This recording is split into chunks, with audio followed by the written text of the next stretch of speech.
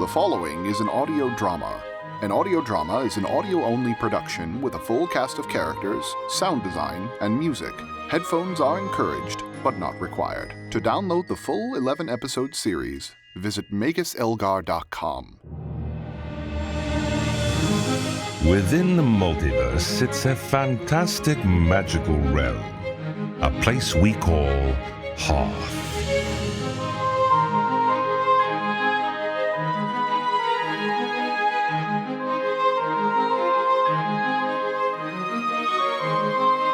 This is the world of Magus Elgar. Seeking to prevent disaster, he and his colleagues hunt for S.T.A.M.Ps, scientific tools augmented with magical power. Their tale continues here, Episode 6, Arcademia Adages.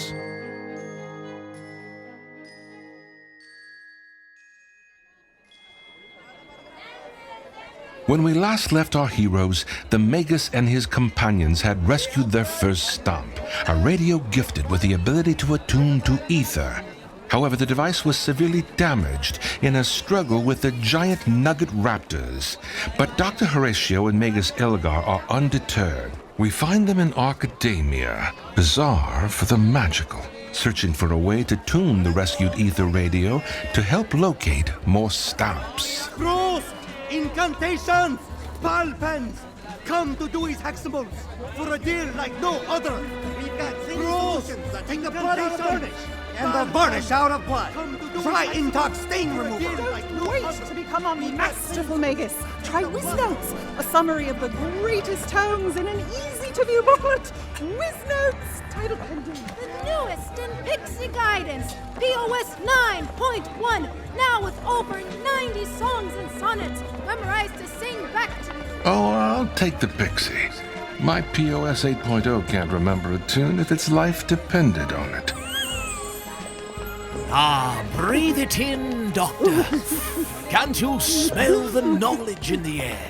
Just waiting to be claimed. Academia is one of my favorite places in all of Hearth. Spells, books, and trinkets of wonder, all sold like so many bacon-flavored treats at a carnival. And quite possibly just as dangerous for your health. I'm trying my hardest to enjoy it, Magus. I do mean this, but did we have to teleport here? It's the best way to travel, as long as you close your eyes to the madness on the journey. You did close your eyes before we left, right? No, you didn't tell me to close my eyes. Well, it's a given that you should. Teleport spells usually use the unblinking as a shortcut between folds and dimensions. Oh, horrible eyes everywhere. Oh, all staring and judging me. How could you continue to function knowing such a place exists? That's the thing about the unblinking. It really doesn't seem to care about other planes unless it discovers something it's never seen before. Is that why I suddenly remember a disembodied eyeball watching me for every waking moment of my life? Oh, that's exciting! They've taken a liking to you. The crying again. Come on, you told me we needed something to fix the S.T.A.M.P. Doctor, focus! Sorry, you're right. Stiff upper lip. There. Now, I tried repairing the radio, but without my tools and some superglue, I'm unsure where to start. Then again, if I tried putting it back together the old-fashioned way, we could lose its effects entirely, or worse, exacerbate its barney-making capacity.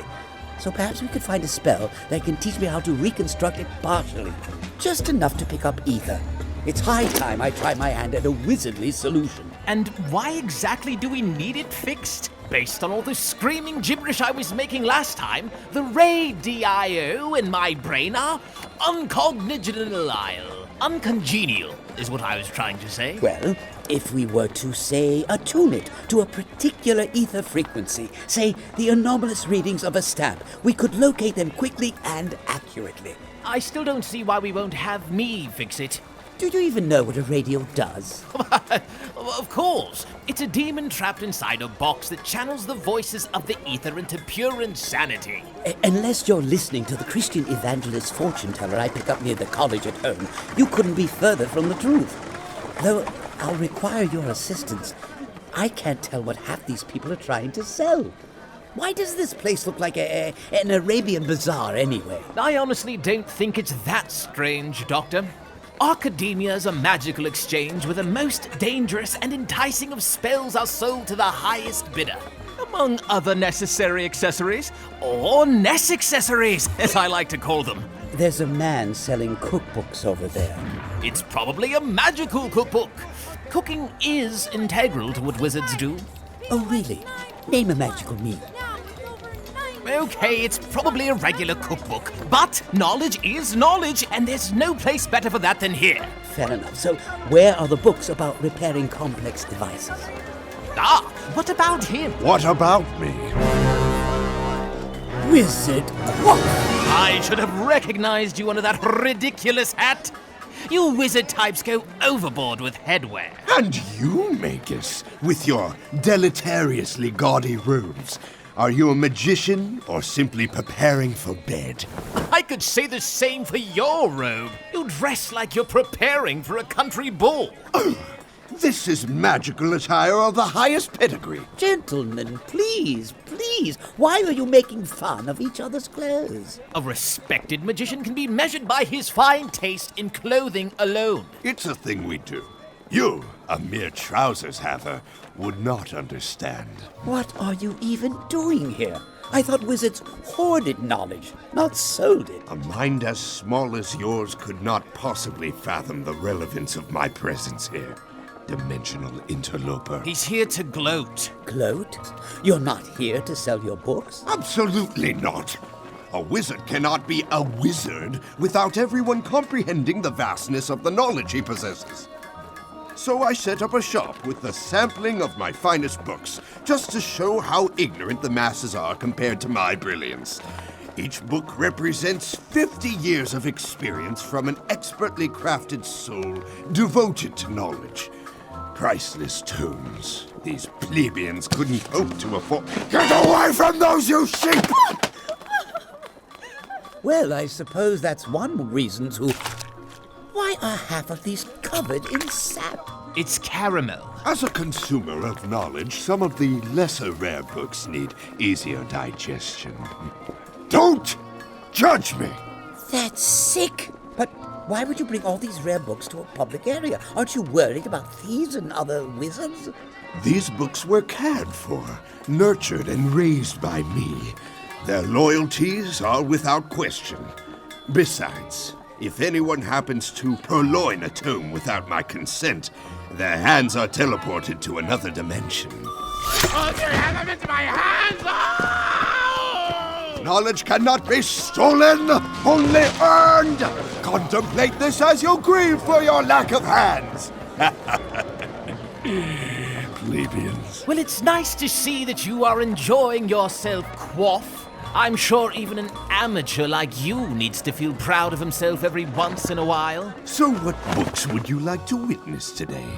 I can't resist the idea of a magus groveling over my collection. Actually, we're trying to fix my radio, but its effects in Hearth have made it quite dangerous to recreate. I need a spell that can allow me to repair it without bringing all of its magic back. Is that possible? My eyebrows ascend. You're asking for my assistance. Need I remind you that you and your sedacious harlot are agents of the unblinking that destroyed my house? You're still on about that? That was nearly 3 weeks ago. Elements, I destroyed the doctor's house and he's moved on. Only because I accept that Quaff was to blame. You feign helplessness only to pry on the confines of my dresser. Those fabrics are liberating, and I'll not have you contaminate their innocence. Calm down, you two. There's no point in going on about which of you is the chicken or the egg. In the end, you're both poultry. Yeah. Par the course, I suppose I should have known. The wizard would have been too much of an amateur to possess anything for my issue. You know, I can see you're trying to trick me, but I don't care. Of course I have something. A magical artifact like that can only be mended accurately through a quadratic logramance spell. Mathomancy? I wasn't aware you studied it. I swear I read the mathematicians' tomes for their articles, not the graphs. I just so happen to possess a book on the subject. Excellent! Oh, excellent! That's rather encouraging. I appreciate that you're willing to work past our differences. What's so funny? Your misery. Speaking with such pitiful hope as if I would even consider helping you. Unholy beast. How dare you! Horatio has no association with anything divine or infernal. He's a perfectly unremarkable man. Okay, ow. No. I see you, agent of the unblinking, standing there with your baleful eyes, planning to watch my every move. I could be sitting pretty in my home, learning the secrets of transcendence, only to find one of your eyes leering down at me, distracting me while I try to enjoy my hallucinations in peace. For one, I'm not some kind of eyeball monster. I only have 2 eyes. And for 2, this radio could help us to stop the destruction of all of existence. Which, if you recall, we tend to need to stand on. The world is expendable in the grand scale of my hatred for creatures beyond my understanding. And you, Magus Elgar. Oh, you nearsighted baboon! This is the last time I assume a well-read fellow would possess an ounce of reason. It's all right, Doctor. Wizard Quaff is clearly delusional. Let's go home and try to get the wooden box to communicate with the dead ourselves. Fine. But know this, Wizard. If anyone suffers due to our impeded progress, it will be on your head. Ah! It's on my head! It's on my head! Well timed! What is that thing? Oh, you're a cute one, aren't you? It's some kind of amorphous octopus creature made of ink. Kill it! My bag! Where did it go? Serves you right for your hubris of believing you can hold on to property. Wait, it has my book of fractal druidic translations. Unhand my child! His spine is far too sensitive for such justice. What's it doing? My God! It reformed its hand! After it! It must be someone's familiar! It's acting too deliberately to be some wild animal! What is that? Monster! I thought you said the book would cut off its hands! I didn't factor anyone regenerating hands so quickly. That kind of spell takes at least a few hours to even start. Oh, would you look at that? Something you didn't consider. Isn't it some kind of taboo for wizards not to be absolute know-it-alls? Gloat later, it's getting away. There's too many people. Out of my way. Don't cast. You might hit someone. What do we do? What do we do? Allow me. Pitiful peasants! My personal space approaches! Flee! Flee for your lives! Element! It's Wizard Quaff! Don't anger him! Swine before age, maggots. Big deal. You look like a crazed beggar. I beg for no man! There! Into that alleyway!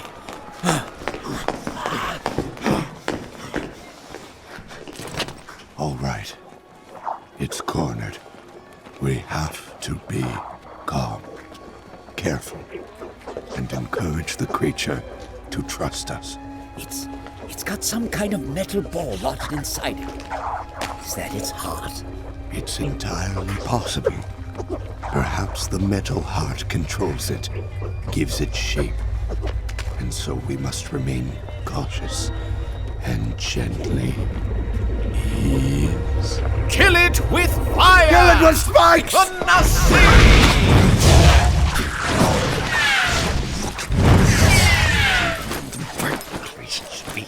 Why didn't you cast your spell?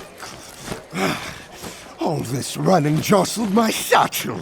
Bags of holding don't cancel outside movement. Oh, jubilation! There goes my careful alphabetizing. My tower of potions are the greatest example of balance and grace. The liquid inside them is so potent, I have constructed the pyramid upside down. And yet, not a thing will knock it over. Would anyone care to test it? There! Absolute Sanctum Lunis Spiker! Whoa, a little extreme for a... Back on the other side! Coming through! Nice potions, trader! Be careful of the glycerite trader next door! Oh dear. Twirling Pula! It's moving gracefully into the distance! My pyramid. So beautiful.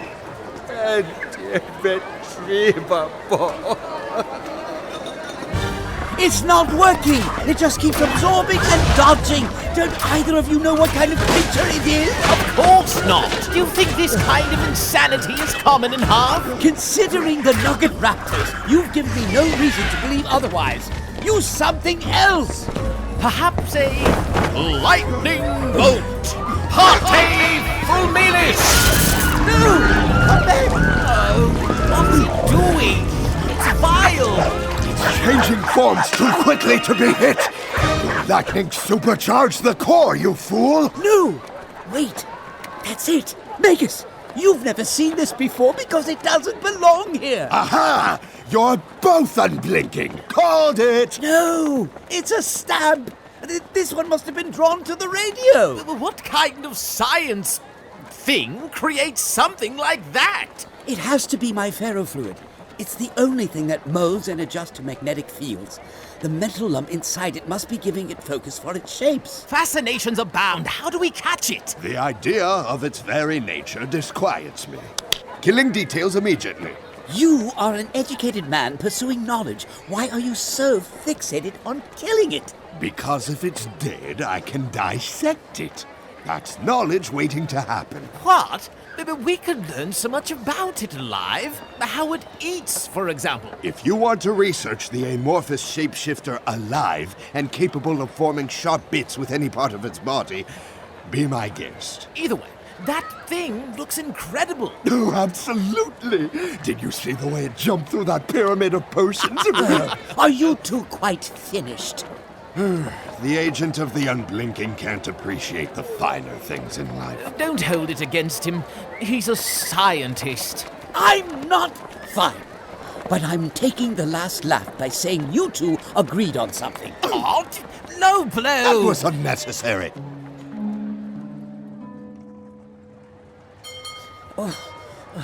Anyone see it? There, off in the corner. It's trying to take the shape of a horse.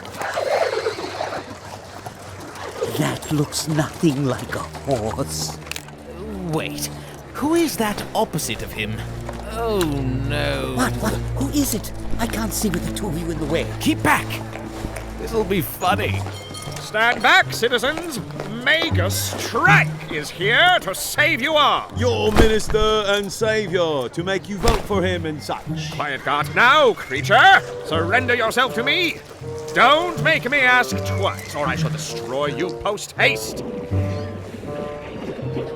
I shall assume your guttural utterances are a clear sign of resistance. So be it.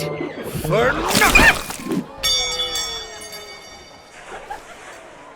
He just knocked the striker down the well. He just knocked the striker down the well.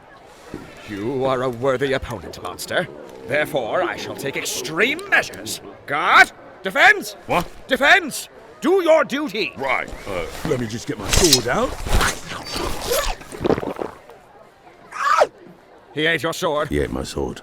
Well then, if we are to duel, we shall schedule a time where we can fight on equal ground, yes?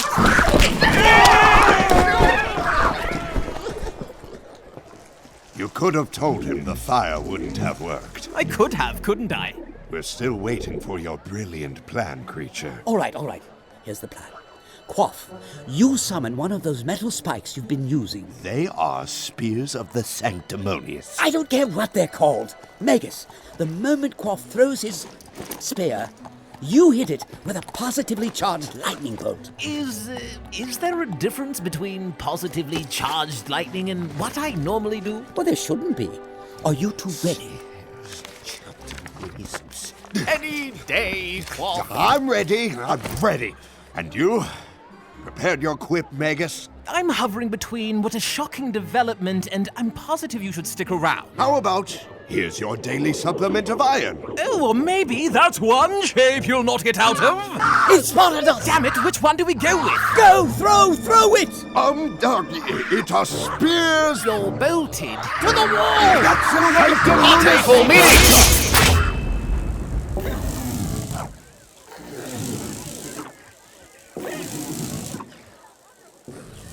Why are these stamps so difficult to make one-liners for? That's the problem with puns, Magus. If you want to use them properly, you have to be well grounded. Without this bit of metal, the ferrofluid won't be able to make a shape strong enough to escape this jar. Well done, Horatio. I clearly didn't give your science enough credit. And here's your book back, Wizard Quaff. I apologize for any brashness during our efforts. It's quite all right. My field rarely permits exercise. Did you miss, Father, little one?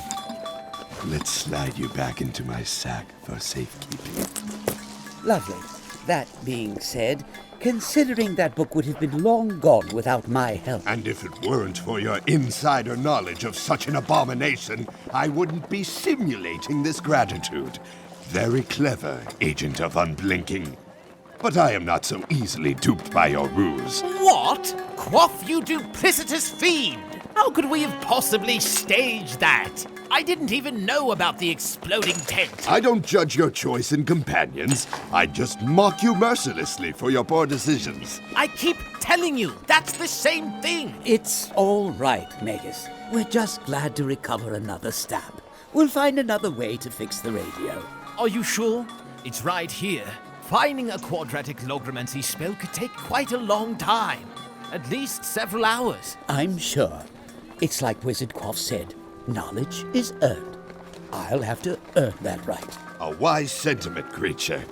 Now get out of my stall. I have much to pack, and I despise people watching me. That includes you, Baker Jacobson! I have glass eyes. I don't choose where they go. I'm sorry that turned out to be a waste of time. Wizards in this world tend to be paranoid and more than a little antisocial, and Quaff's one of the worst. That's all right, Magus. I've learned that just because Hearth is magical doesn't mean it'll be all whimsical and full of good intentions. Shame about that spell. It'll be quite a pain finding something similar. Will it? The spell! You tore a page out? While Quaff was extracting the heart from the ferrofluid, I thumbed through the book and found the quadratic incantation he mentioned. But he said anyone that tried to steal it would have their hands teleported to another dimension. He did, but I didn't steal anything. I retrieved the book for him. I just happened to have accidentally lost one of the pages. Oh, Doctor, you sly macaque. I have no idea what that means, but thank you. Yes. Though I can't help but wonder what the ferrofluid wanted with the radio and Wizard Quaff's book. Do you think someone else is looking for stamps? Maybe we can interrogate the little creature. Who are you working for? I don't think either of us speak its language. Oh, well, at least we can fix the radio, and we have another stamp to tune with. Radio? We have a restoration spell. First thing we do is indulge in all the desserts we can get our hands on and immediately restore them. We don't even know if the spell works. So, the worst case scenario is we only get one pie. Unless, of course, you want to test the spell on the radio. You know what? Why not? We're worth it. Hear that, little blob? We're going to indulge. I always wanted to eat endless pie. Endless pie! Endless pie! Endless pie! Ah! God, it mimics voices too! Not all is well in Hearth. With the striker proving to be a big disappointment, Minister Trike is forced to look elsewhere. His unceasing desire for infamy and promotion brings him to the darker side of Arcademia. Assassin's Row.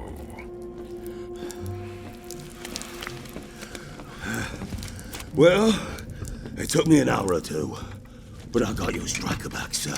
It hardly seems worth the trouble anymore. This thing is utterly worthless. It hasn't helped us a single time.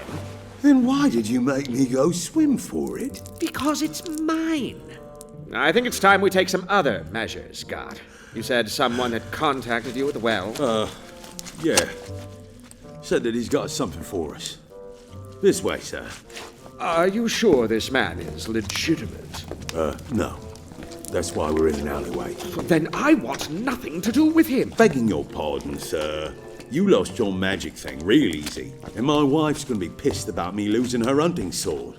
So, if this guy's got something nice for us, we don't got many options. He said he's got a proposition for us after he saw how we tried to handle that shapeshifter thing. It's not my fault you sold off all of those trinkets before I could cherry-pick a good one. That accursed Magus has repeatedly shown me up, and now Wizard Quaff, they all conspire against me. That could be a coincidence. Impossible! The magically inclined have it out for me, God. This could all be for naught. May as well try it this way, sir. If this don't work, we can go back to the plan where you cry and I'll get you ice cream. Very well. But the moment I smell an ounce of underhandedness, I'm out of here. Well, if you haven't left yet, I'm guessing you won't. Sorry. Nothing. Here's the door. Speak the phrase. Oh, right. Got it right here. Cold Mr. Fun's punt cuddy was on the runty punt, not a cuddly punt. He'd hunt from the punt's cuddy, the pudgy. Good. I'm regretting this already. Ooh. Oh, I take it all back. Dark mask, billowing cloak, oozing malice. You're like an evil nightlight. I understand you crave power and wealth. Yes, preferably at the same time. What if I were to tell you that you could have what you want and get revenge on Magus Elgar at the same time? I'd say that I'm on a budget. Seriously, how much will this cost me? No charge. You just have to do a little something for me. By the time we're done, the Ministry won't have a leg to stand on. That sounds trustworthy. No, it doesn't. That was sarcasm, God.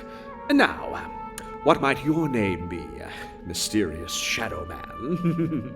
You may call me Victus. This will be the start of a beautiful conspiracy.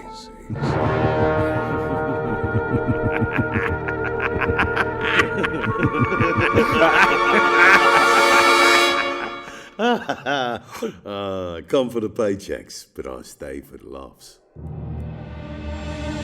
In Magus Elgar by Kennedy Phillips, the narrator was played by Rick Cabral.